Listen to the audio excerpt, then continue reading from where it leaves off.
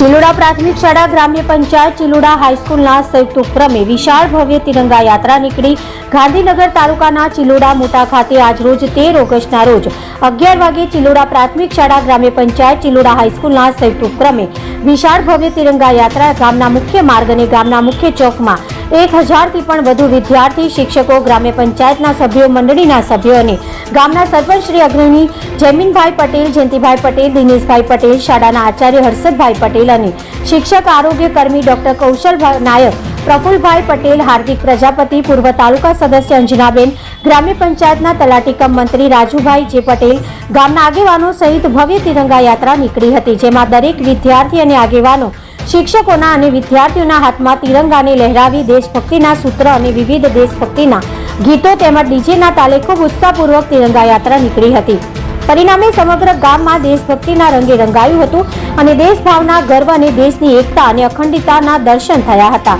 આ તિરંગા યાત્રામાં જિલ્લા કાનૂની સેવા સત્તામંડળ ગાંધીનગરના PLV નટુભાઈ પટેલે પ્રોત્સાહન પૂરું પાડ્યું હતું. અહેવાલ કિરણ પટેલ, ગાંધીનગર.